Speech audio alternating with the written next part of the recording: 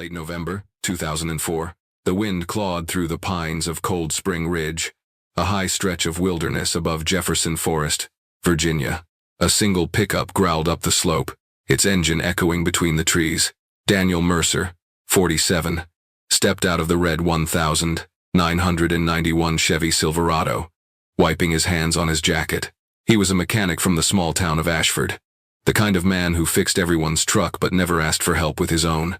Every fall, when deer season came, Dan disappeared into these hills. It was his ritual, his peace. His wife, Linda, stood on the porch that morning, holding a box of food and a thermos. She'd packed it the same way every year: coffee, canned beans, jerky. Back by Sunday? She asked. Dan smiled, short and sure. Same as always. He strapped the last bundle to the truck bed, shut the tailgate with a hollow thud, and kissed her cheek. Then he was gone, taillights swallowed by the fog rising from the valley. By 2:30 that afternoon, Dan was winding along Route 221, a narrow road cutting through the Jefferson pines. He hummed under his breath, a habit when he drove alone. At mile marker 68, he turned off onto a dirt path, no name, just a rusted sign reading Forest Road Access.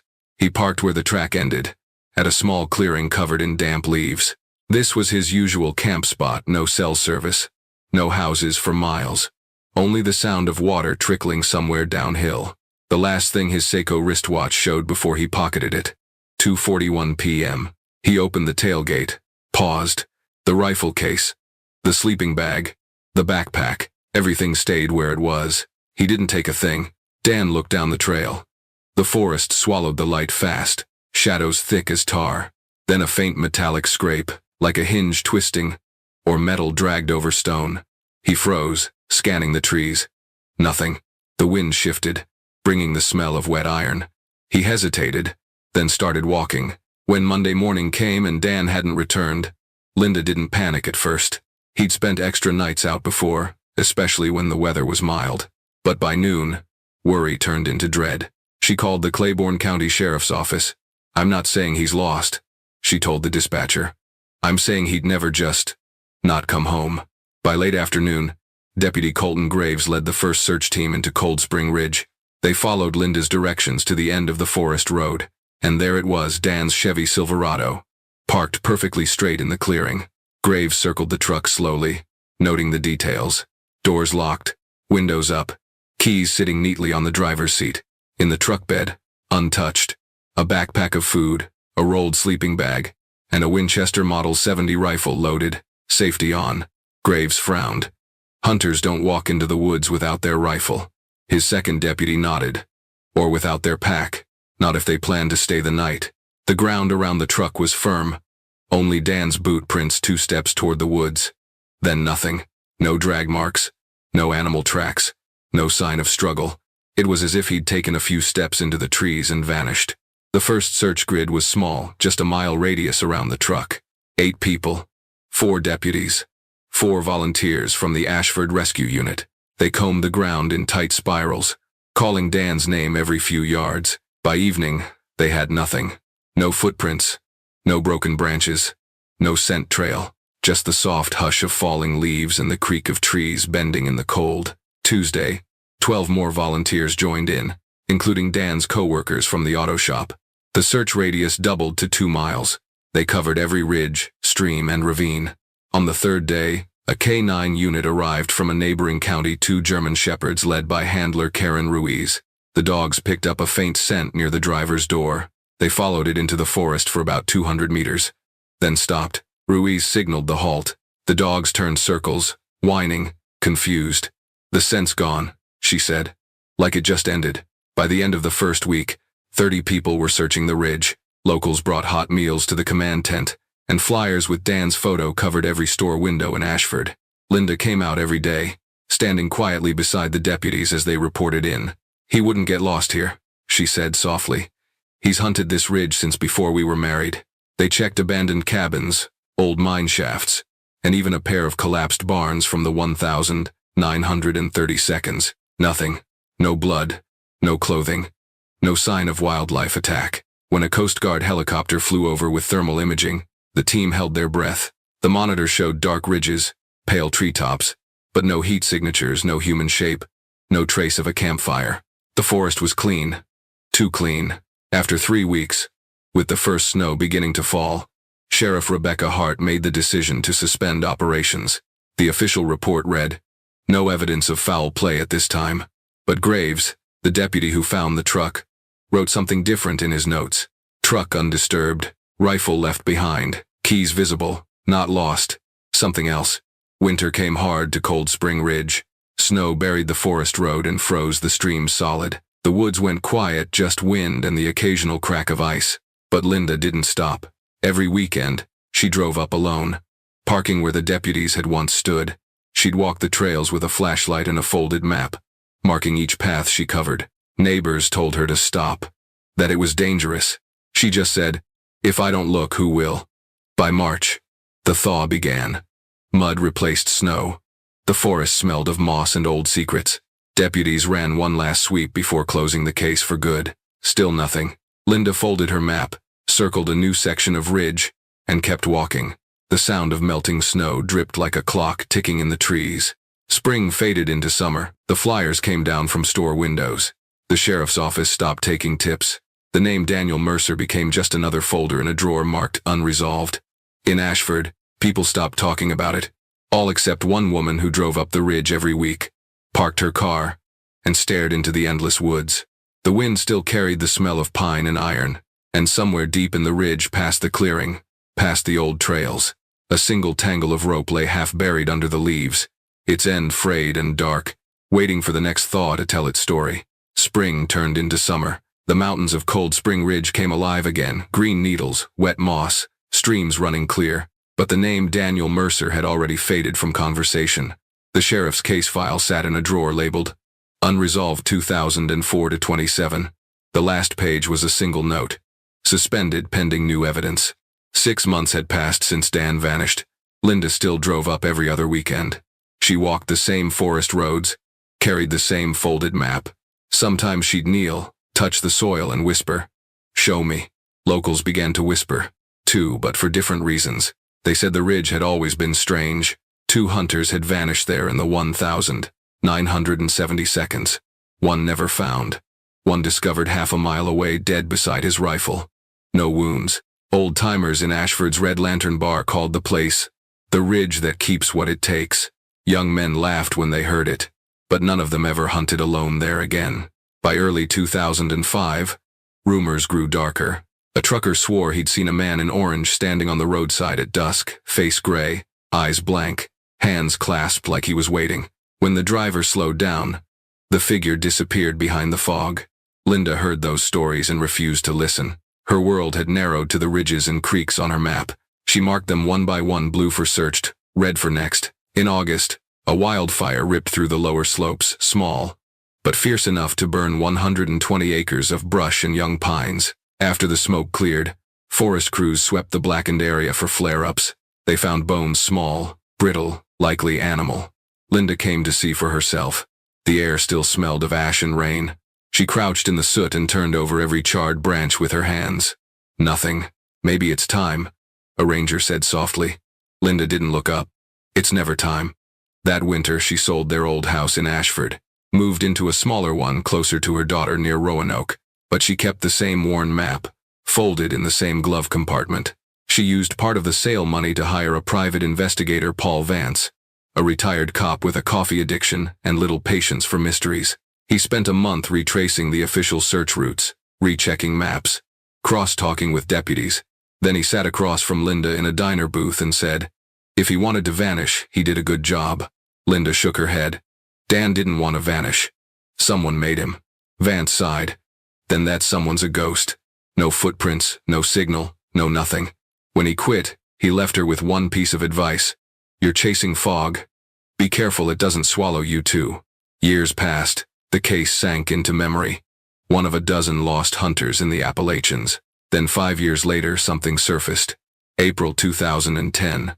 A team of forestry workers clearing a washed-out stream bed at Gray Run Creek hit something solid under the mud. They dug down, expecting a log. Instead, a skull. The foreman called it in. By dusk, the site was wrapped in yellow tape, floodlights humming through the mist. The state coroner's van rolled in from Richmond before midnight. Dr. Elena Santos, forensic pathologist, examined the skull under a portable lamp. Male, Caucasian, approximately 40 to 50 years old. Weathering suggested 4 to 7 years in the ground. Sheriff Rebecca Hart, now in her second term, stood beside the tape, arms folded. Could be him, she murmured. Could finally be Mercer. When Linda got the call, she drove 4 hours straight through the night. No radio, no brakes, just the sound of rain hitting the windshield. At sunrise, she reached the site already roped off and quiet. She brought Dan's dental x-rays from their old dentist in Ashford, and a small zip bag containing hair from his comb, which she'd kept all these years. Her hands trembled as she handed them over. The lab took weeks. When the results came, they were inconclusive. The skull's enamel was too degraded, the bone too weathered for clear comparison. Hart called Linda personally. It's possible, she said, but not confirmed. Linda closed her eyes. Possible isn't enough. Detective Nolan Price, newly transferred to Claiborne County, asked to reopen the case. He was 40, methodical, and tired of petty theft reports. This, he said, looked like something that deserved to end. Price started from scratch. He went through every file, every note, every search log. One phrase in Deputy Graves' old handwriting caught his eye. Not lost. Something else. He studied satellite images, historic survey maps, and mining charts from the 1,950 seconds. Then he saw something no one had marked before: a cluster of stone wells scattered across the old ridge farms. Farms long abandoned when the government bought land for the National Forest. One stood out. Coordinates west of the Gray Run site, near a forgotten homestead labeled Hargrove Property, 1,956. Old topo lines showed a stone well beside the main house. The well's wooden cover had collapsed decades ago. Price stared at the map. If a man wanted to hide a body in 2004, he said quietly, that's where he'd put it. He took the map to Sheriff Hart. She looked at it for a long moment. You're sure? I'm sure enough to check. She nodded. Take a team, but don't go alone. Even men are finely breded. Even leave life. Even my tent into the fire'd. That weekend, Price hiked out with 2 deputies and a local guide. The trail was overgrown, the air thick with gnats. By late afternoon, they reached the coordinates. What remained of Hargrove Homestead was barely there, just a collapsed barn and the faint stone outline of a foundation. But the well was still there. A circle of moss-covered rock, waist-high, surrounded by wild grass. But what stopped Price cold was the cover. Not wood, not stone. Concrete. Flat, smooth, and new. He knelt, brushed away the dirt. The surface was clean, no lichen, no cracks. He tapped it once. The sound was dense, solid. This wasn't poured in the 50s, he said. This was set within the last decade. The deputy glanced at him. Someone sealed it? Price nodded slowly. Yeah, and they didn't want it found. Back in town, he dug deeper into land records. The nearest property owner to the Hargrove site, Everett Cole, a reclusive carpenter who lived 3 miles east, along an old logging road.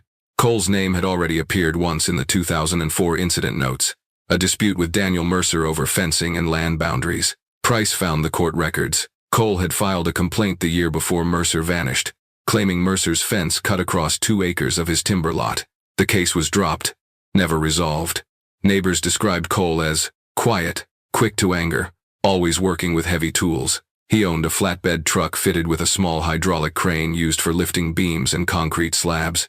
The same kind of crane, Price realized, that could have lifted a slab exactly like the one covering the Hargrove well. By now, the investigation had new energy. Sheriff Hart authorized a full re-examination. Price planned to return to the well with a forensic team and a portable lift. Before heading out, he stopped by Linda's home. She opened the door, older now, tired but still steady. He unfolded the topographic map on her kitchen table. There's a chance, he said. A real one this time. Come sing this to heavens. Her eyes searched his face. Do you believe that? Price hesitated, then nodded once. I do. She looked down at the red circle drawn on the map, then at the photo of Dan taped beside it, smiling, in his orange hunting jacket. Then find him, she whispered. 2 days later, the convoy rolled up the ridge. Deputies, crime techs, floodlights, camera crews. The forest, once silent, buzzed with electricity and tension. When the first beam of light hit the concrete lid of the old well, Price felt the hair on his arms rise. The surface gleamed under the rain, as if it had been waiting. No one spoke. Just the metallic hum of the crane lowering its hook, and the steady breath of men who knew they were about to open something the forest had hidden for too long. The cables tightened. The slab shifted. A hollow sound echoed from below, deep, cold, final. Price leaned over the edge, shining his flashlight into the darkness. Something pale glinted back at him. For a second, he thought it was water. Then he saw the shape. White.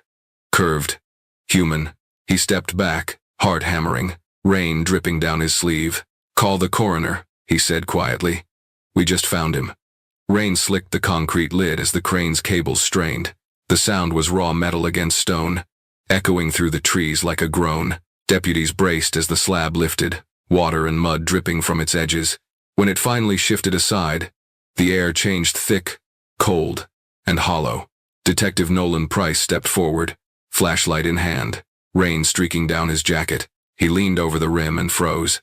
At the bottom of the well, 6 meters down, lay a tangle of white and brown, leaves, mud, and something unmistakable beneath a human skeleton. For a moment, no one moved. The forest seemed to hold its breath. Dr. Elena Santos, the forensic pathologist, clipped on a harness and descended with a safety line. Her boots splashed into a shallow pool. The echo bounced off the walls like whispers. Then her voice, steady but tight. Male skeleton. Hands tied behind the back. Ankles bound. Price exchanged glances with Sheriff Hart. That single sentence erased 6 years of doubt. This wasn't an accident. It was murder. The body was brought up carefully, bone by bone, mud falling like black rain. The first thing that caught everyone's eye was a leather wallet, swollen and darkened by moisture. Inside, the outline of a driver's license. The letters were faint, but still legible. Daniel Mercer. Linda's name flashed through Price's mind. He took a long breath, exhaled through his teeth, and said quietly, "We found him." The rest of the evidence came up in layers. Fragments of denim fabric, the rusted outline of a belt buckle, and what looked like the remains of brown leather boots. The soil around the bones held thin fibers of rope, still wound in loops where wrists and ankles had been. Dr. Santos crouched beside the laid-out remains under a canopy tent. She ran her gloved fingers along the ribs. 7 knife wounds, she said. 3 of them deep enough to hit vital organs. She pointed to the skull. And these 2 depressions here, blunt force trauma. 1 blow to the temple, 1 to the back. Price noted it all down, his handwriting precise, almost mechanical. The rain picked up, rattling on the tent roof like static. A storm had rolled in, just as the forest had given up its secret. Hours later, back at the Claiborne County Forensics Lab, technicians laid out every item under harsh white light. A small object, half hidden in the mud-stained pocket of the jeans, drew their attention. A Seiko wristwatch, stopped at 3:17 p.m. No one spoke for a moment. They all knew what that meant. The time he died. Linda arrived 2 days later. She stood in the sterile room, staring at what was left of her husband. Her voice was barely above a whisper. "You brought him back?" Price didn't answer. He simply placed the recovered driver's license on the table in front of her. The photo was faded, but the smile was still there. Linda's eyes filled, but she didn't cry. She just nodded. Once the identity was confirmed through dental x-rays and DNA from the comb, Linda had kept the case shifted from a missing person to homicide. Sheriff Hart assigned Price full lead. She told him, "You've got one chance to make this right." The first task was to reconstruct how the body got there. Forensics showed almost no blood in the well. That meant Dan had been killed elsewhere, then carried or hauled to the site. The concrete slab was the key. A 2-inch thick rectangle, 70 inches across, weighing nearly 400 pounds. Someone had gone through serious effort to cover that well. Not one man's job, Price muttered, and not random. He went back to the Hargrove homestead site with a crime scene tech and a metal detector. Within 20 feet of the well, they found tire tracks nearly erased by years of erosion, but still visible in the hardened soil. Measurements showed a tread width consistent with light-duty truck tires' dual rear wheels. He took a plaster cast and sent it to the lab. By evening, the results came back. The tire pattern matched a 2000s-era Blackwell construction tire, a rare model used mostly by local carpenters and haulers. Only one man in the region owned a set, Everett Cole, Price returned to Cole's farmhouse without backup. The house sat at the edge of a clearing, its porch sagging, a pile of wood scraps stacked beneath a tarp. Smoke curled weakly from a chimney. Cole answered the door in a work shirt and suspenders, eyes sharp but tired. "Detective," he said flatly. "You boys never stop chasing ghosts, do you?" Price smiled thinly. "Depends on the ghosts." They talked about the weather, about hunting season. Then Price mentioned Hargrove Farm. Cole's jaw flexed. "What about it?" "Someone sealed that old well. Fresh concrete." "You do much work with concrete these days?" Cole shrugged. "Used to. Not anymore. Hurts the back." Price scanned the yard. Behind the shed, he saw them 3 concrete slabs, identical in size to the one from the well. All clean, all too new. He turned back. "Mind if I take a look around?" Cole's eyes flickered, then steadied. "Got nothing to hide." Inside the workshop, the smell hit first sawdust, oil, and something metallic beneath. Benches covered in tools. A winch rigged from a ceiling beam. On the wall, a rack of hunting jackets. One caught his eye. Blaze orange, size large, faded at the seams. Cole noticed his stare. "That one's mine," he said quickly. "Had it for years." Price stepped closer. There were dark stains on the front panel, near the zipper. He didn't say a word, just nodded to the tech beside him. "Bag it." Cole's voice rose. "Hey, I said that's mine," Price replied calmly. "And we'll make sure of that." They took hair samples, paint flakes from the truck's body, and dust swabs from the floor. As the deputies loaded evidence into their van, Price stood in the doorway, looking out toward the ridge. The same ridge where Dan Mercer had walked into the trees 6 years earlier. The lab work came back 3 days later. Blood on the jacket, typo positive. A match for Dan. DNA confirmed it beyond doubt. Microscopic paint residue on the jacket sleeve also matched the Blackwell truck paint found at the well site. Price brought the file to Sheriff Hart's office. "Direct transfer," he said. "Cole's the link between the truck, the slab, and the body." Hart didn't look surprised. "You think he did it alone?" Price shook his head. "Not likely. He had help moving that weight." They secured a warrant and returned to Cole's property. Under blacklight and luminol, the workshop floor glowed faint blue. Lines of dried blood, invisible to the eye, cut across the wood planks like veins. Cole stood in the corner, jaw clenched. "What's that supposed to mean?" Price pointed at the glowing stains. "Means you cleaned up, but not well enough." On the bench, they found a hunting knife with a deer antler handle. Under the microscope, forensics found minute bone fragments and trace hemoglobin that matched the rib wounds. Every piece fit. Cole had killed Dan in that shop, loaded his body onto the truck, and buried the truth under 400 pounds of concrete. When Price laid out the evidence in front of him, Cole's face drained of color. He denied everything at first. Said the jacket wasn't his. Then changed his story, said maybe he bought it used. Maybe someone else wore it. Price didn't argue. He just set the photograph of the well between them. The concrete slab. The rope. The bones. Cole's breathing grew shallow. The mask cracked. Finally, he whispered, "You don't understand. He came onto my land." Price didn't respond. He let the silence do the work. Outside, thunder rolled over the ridge. For the first time, in 6 long years, the forest had a voice again. That night, under the flicker of stormlight, Cole sat in an interrogation room, hands clasped, staring at the table. He asked for water. Then, quietly, he said, "You want to hear what really happened?" Price nodded once. The recorder clicked on. Cole leaned forward, eyes hollow. It wasn't supposed to go that far. His fingers trembled. But once he fell, once I saw the blood, there was no going back. The tape recorder clicked. Detective Nolan Price leaned forward, elbows on the metal table. Across from him, Everett Cole sat in a gray shirt, wrists cuffed, face drawn tight from hours without sleep. Rain beat against the window like static. The room smelled of coffee and metal. Cole stared at his own hands, then began. "He came to my shop that day," he said quietly. "Was yelling about the fence again. Said I'd stolen his trees." Price didn't interrupt, just watched. Cole's voice trembled, somewhere between guilt and anger. He had that tone, you know. The one where a man's already decided he's right. According to Cole, it happened on the afternoon of November 24th, 2004. Daniel Mercer drove to his property after lunch. The argument turned into shoving, then shouting. Cole reached for a knife on the workbench meant for cutting rope. He grabbed my arm. I swung. Didn't even think. He looked up, eyes hollow. When I saw the blood on his shirt, I froze. Price's pen didn't move. Cole continued, almost whispering. He fell. Hit the floor. I thought he'd get up. But then, he didn't. Silence stretched. The hum of the ceiling fan was the only sound. Cole's story unfolded like a storm breaking. He said panic took over. He tied Dan's hands, not knowing why. Maybe to stop himself from seeing what he'd done. He dragged the body outside, covered it with a tarp. That night, he couldn't sleep. The next morning, he called his nephew Wes Murdoch, 28, a laborer who sometimes helped him haul lumber. Told him he needed help moving scrap from the shop to the old Hargrove well. Wes didn't ask questions. He drove his flatbed to the property at dusk, thinking it was just junk cleanup. Cole loaded the body, still wrapped, onto the truck with the crane rig he'd built himself.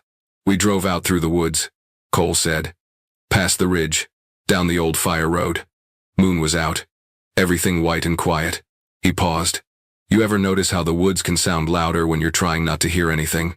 Price glanced at the wall clock. 2:47 amperes. The confession was running long, but no one moved to stop it. They reached the Hargrove homestead near midnight. The air was freezing, the grass silver with frost. Cole directed Wes to back up near the stone well. Wes turned on the truck's floodlight. The beam cut through the trees, lighting the mouth of the old well like a stage. Cole stared into the darkness. It looked deeper than I remembered. He tied a rope around the tarp. Wes didn't want to help. He said it looked like a body. I told him not to say that again. Cole's voice cracked. He asked what was in it. I told him, don't look. They lowered the bundle slowly.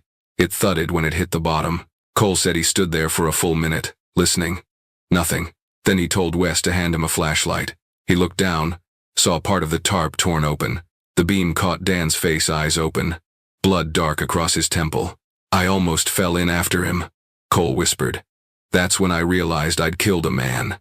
They covered the well with an old wooden lid. But a week later, Cole returned alone, hauling a concrete slab on the flatbed. He used the crane to drop it perfectly into place. Didn't want animals getting in, he said. Didn't want anyone getting out. The phrasing made the deputy in the corner shiver. Price noted it without comment. After that, Cole continued, I went back to work, built cabinets, fixed fences, pretended nothing happened. He rubbed his wrists against the cuffs. 6 years, and not one night of real sleep. Price finally spoke. You had 6 years to confess, Everett. Why now? Cole met his eyes. Because the forest dug him up. I knew the day they found that skull. I knew it was over. Morning came gray and heavy. Price walked out of the interrogation room as Sheriff Hart entered. She looked at him. He give us everything? Price nodded. Enough to hang him twice, Hart exhaled. And the nephew? Wes Murdoch. We'll bring him in. They did. That afternoon, Wes came quietly, hat in hand, eyes wide and haunted. He didn't deny a thing. He told them about the night drive, about the smell of metal, about how his uncle told him not to speak. He admitted he'd helped move the slab but swore he didn't know what was underneath. I thought it was old junk, he said, voice shaking. Till I saw the shape under the tarp. Hart leaned forward. You didn't go to the police? No, ma'am. I was scared. He said he'd blame me if anyone asked. His hands trembled. I swear, I didn't touch that man. Wes led them to the creek where they'd washed the truck tires and cables. Forensic techs combed the area and found trace particles of concrete dust and rusted metal shavings. Under a rock ledge, they found a coil of cable, still coated with dried mud and a tiny fragment of denim tangled in the wire. It matched Dan Mercer's jeans. That sealed it. Hart ordered the arrests formalized. Cole for first-degree murder, Murdoch for accessory, after the fact. The press called it the Cold Spring Ridge murder case. Weeks later, the courtroom filled with reporters. Cole sat in his wrinkled shirt, unmoving as the prosecutor displayed photos of the well, the slab, the blood-stained jacket. When Linda took the stand, the room went silent. She held up a photo of Dan smiling beside his truck. Her voice didn't waver. He went into those woods because he trusted them. He trusted people too. Then she looked straight at Cole. You took that from him? Cole didn't look up. The jury didn't take long. Guilty on all counts. Life without parole. Wes Murdoch took a plea deal, 5 years for helping conceal the crime. He'd later tell a reporter, I still hear that thud when the tarp hit bottom. When the trial ended, the evidence was sealed in storage. The orange jacket, the watch stopped at 3:17, the rope. Price kept one photo pinned to his office corkboard, the one of the well before they opened it. Sometimes he stared at it late at night, long after everyone else had gone home. A reminder that evil didn't always hide in shadows. Sometimes it poured its own concrete. Sheriff Hart closed the file with one simple statement. The forest never forgets. It just waits for us to listen. A month later, Price drove to Ashford Cemetery for the burial. The sky hung low, the ground soft from rain. Linda stood alone by the casket. She didn't speak until the last shovelful of dirt fell. Then, quietly, "You're home now, Dan. I found you." She placed his old hunting knife, polished and dull-edged, beside the headstone. Price watched from a distance. He wanted to say something, but words felt too small. Instead, he turned away and let the sound of the wind fill the silence. That evening, as he drove down the ridge, the forest was golden in the fading light. Mist curled through the trees, catching the last of the Sunday. He slowed the car, rolled down the window, and listened. Somewhere deep in the woods, a woodpecker knocked at the hollow of an old tree. 3 sharp taps. Pause. Then one more. It echoed faintly, like the ticking of a broken watch. Price smiled, tired, sad, but at peace. The ridge was quiet again. Not empty, not cursed. Just still. Back in town, Linda's porch light burned late into the night. On her mantel, a folded map lay open.